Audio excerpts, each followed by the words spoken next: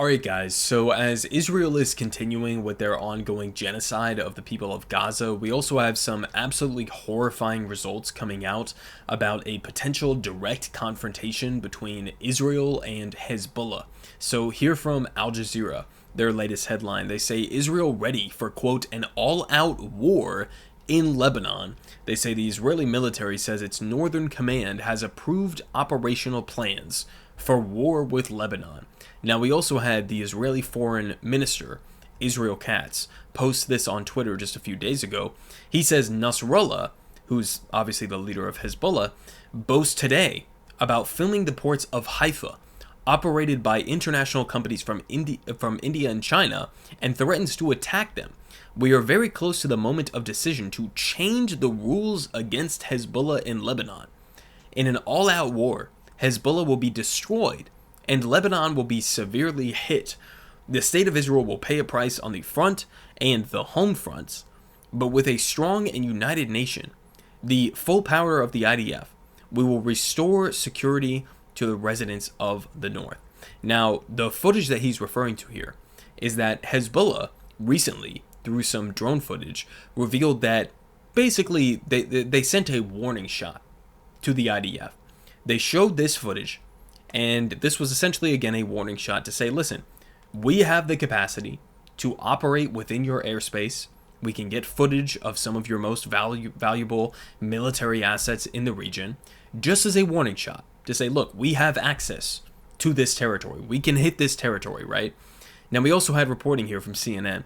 U.S. concerned that Israel's Iron Dome could be overwhelmed in a war with Hezbollah. So even the U.S. is worried about a potential direct confrontation here because they know there could be massive amounts of damage that could be inflicted upon Israel in this kind of a direct confrontation, which is kind of what Israel Katz was just alluding to there. Now, some important paragraphs that I highlighted from this article, they say Israeli officials have told the U.S., and the U.S. agrees, that they have the resources to carry out an offensive against Hezbollah if they need to, particularly if its campaign in Rafah in southern Gaza winds down, according to officials familiar with the discussions. They say the IDF intends to still maintain a presence in Gaza, but its fiercest operations in the enclave would largely be over in Rafah, officials have said. And still, the U.S. officials do not believe that Israel has a tenable transition and post-war governance plan for Gaza that would ensure the enclave does not once again fall under military control if Israel has to shift resources towards a war with Hezbollah. Now, the second paragraph here that I highlighted was that U.S. officials have not explicitly told Israel that they oppose any attack against Hezbollah, but they are warning them that their actions could lead to a greater war in which the two sides don't actually want, according to this U.S. official. Israel has made the case that it can pull off a, quote, and this is a quote here, guys, a blitzkrieg, but the U.S. is warning them that they may not be able to ensure that it remains a limited campaign. So already there's so much going on here. First off, if you're not trying to be compared to the Nazis, don't use verbiage like blitzkrieg. That's number one.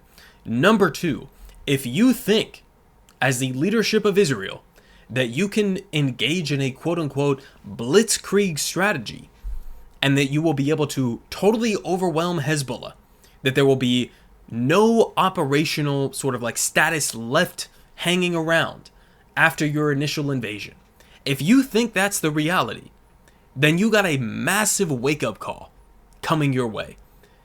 People would have looked at, a post-October 7th reality, and they would have said, if Israel wants to go in and wipe out Hamas, of course they'll be able to do this. It'll be simple, it'll be easy, it'll be over in a couple of weeks or months. We are now 8-9 months into this genocide in Gaza, and the Israeli military is nowhere remotely close to militarily defeating Hamas. Okay? They haven't destroyed the tunnels that Hamas uses. They haven't killed even a majority of the Hamas militants that were in place pre-October 7th. They have totally failed in their mission inside of Gaza. They have not removed Hamas from power. They have not destroyed them militarily. They have, in the meantime, utterly obliterated Israel's standing on the international world stage, as they have, torched the entirety of the population of Gaza. They have failed at every single level that you could possibly imagine inside of Gaza. They haven't returned their hostages, right? Because a large bulk of the hostages that have been returned to Israel were via that November temporary ceasefire that was put in place. Israel, outside of that, in other words, has killed more of their hostages than they have saved through military means. So on the eliminating Hamas, on the rescuing hostages, on the, producing long-term security and peace for Israelis, they have failed on every single front to fight Hamas. Then you look at Hezbollah. Hezbollah, guys, is arguably the single most well-equipped, most well-experienced, non-state actor or non-state military apparatus on the face of the planet. On the face of the planet. If you cannot militarily defeat Hamas, what in the goddamn fuck makes you believe that you can militarily blitzkrieg and defeat Hezbollah? Like, I'm sorry to be so aggressive about this, but this is not something that is physically possible for the Israeli military to accomplish. It is not going to happen, point blank, period. I mean, at this point, I'll stake everything. I'll stake my entire reputation on this. There is absolutely no chance in hell that the IDF is going to be able to blitzkrieg and totally remove Hamas and the Hezbollah fighting force from power. 0% chance. 0% chance. So the fact that even U.S. officials are telling them, hey guys, this might not be as simple as you guys think, right? This might not be such a good idea. And in fact, you also have other reporting here from ABC News. An Israeli offensive an Israeli offensive into Lebanon risks an Iranian military response, say top U.S. military leaders. So you even have top U.S. military leaders who are saying, not only may you not, succeed in this effort in completely displacing Hezbollah, but you might actually draw in Iran directly into this conflict, and that would produce an entire, basically, regional war happening, which would be an absolute unmitigated disaster. When even the U.S. is admitting this, maybe that's not such a good thing to do, right? Maybe not the best strategy to try to employ. Now, we also had the media angle of this. Here is pointed out here by Assault Rod. On June 12th, we had this reporting here from the Jerusalem Post saying that Israel must target civilian infrastructure in Lebanon to pressure Hezbollah. Does that sound familiar? Right? It sounds like the exact same thing they have been trying to do in Gaza, right? Which has been a complete and utter failure. And then just a couple of days later, we get this reporting here from the Times of Israel from unnamed, anonymous sources, right? They say Hezbollah is using Beirut airport to store Iranian weapons cache, according to whistleblowers, to the Telegraph.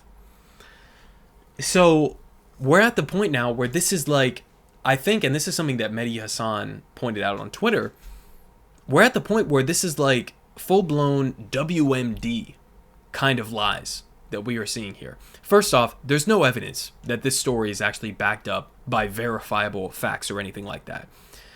But is this not very similar to the kinds of lies that we saw leading up to the invasion of Iraq here in the United States? Hezbollah is using the airport to store Iranian weapons cache. Now, I don't know if this is true. I don't know if this is false. What this reads to me, from just a first glance, is this is a textbook false flag sort of justification for Israel to go and bomb the Beirut airport inside of Lebanon. That's what this reads to me as. I mean, we just a couple days ago had these stories.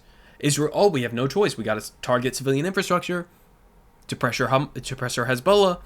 And then a couple days later, we get this anonymous source reporting here coming out. Now, with all of this put together, right? With all of this put together, what does this actually look like? Well, it's actually pretty simple, guys. It's pretty simple. What this looks like is a desperate man Benjamin Netanyahu. He is desperate to keep himself in a position of power because he knows that the second that the genocide in Gaza ends, the second that this fizzles out, so too will his political career. And he could potentially end up in jail for corruption charges that he is facing inside of Israel. And so Benjamin Netanyahu has every incentive in the world to not only keep this genocide in Gaza continuing, but to expand this into a prolonged conflagration, let's say, with Lebanon or with Hezbollah, or potentially with a full-blown war against Iran. Those are the incentives that Benjamin Netanyahu has right now in order to protect his own ass. And so the question at this point, right, is for the Joe Biden administration. Are you willing to go along with months more of this genocide in Gaza, with potentially an explosion of violence and an untold number of deaths on both the Israeli side and the Lebanese side of this equation, if there were to be an escalation with Hezbollah in Lebanon? And are you also willing to risk a potential direct war with the US, Israel, and Iran? That's the question that's on the table right now. The further question is, who the fuck runs our government? Who runs our government right now? Because none of this has anything to do with what's in the best interest of the American people. None of this is in the best interest of the American people. So the question is, who does Joe Biden serve? I mean, let's just break this down. Like, Hezbollah is not the same as Hamas, and Israel has totally failed in their war to quote-unquote eliminate Hamas. All they've managed to eliminate is the possibility of life existing inside of Gaza. So you haven't even been able to militarily defeat Hamas, but you somehow are going to be able to militarily blitzkrieg and defeat Hezbollah, which is a much more powerful military apparatus, right? Arguably, again, one of the most powerful, if not the single most powerful, non-state military actors on the face of the planet, who have been having years and years and years of training with their combat experience inside of Syria. And you are going to somehow, even after in 2006, you guys tried to go and to displace Hezbollah from power and you failed to do so, even though in the meantime they've gotten significantly stronger, you guys are going to try to go and do this again in 2024. And expect that it's somehow going to turn out better. And expect that it's somehow not going to lead to a broader regional conflict directly involving the United States of America. All of this is completely insane. If there is to be a full-blown conflict between Israel and Hezbollah, it is nobody's fault but Benjamin Netanyahu and Joe Biden. Those are the two people that you can blame if this war ends up happening. Because the only reason there is escalating tit-for-tat violence inside of the north of Israel and the south of Lebanon, the only reason that this has been happening is because of the Israeli genocide inside of Gaza. If there were to be a ceasefire, then all of this would stop. The same thing with the Houthi attacks in the Red Sea, the same thing with Hezbollah. The only reason that this is continuing is because Joe Biden and his administration refuse to confront Israel on the basic facts of what is happening right now. And they continue to put full stock in this government, who has every interest in the world in escalating and expanding this conflict into oblivion. Politic guy has the best politic. Believe me, no one does it like him.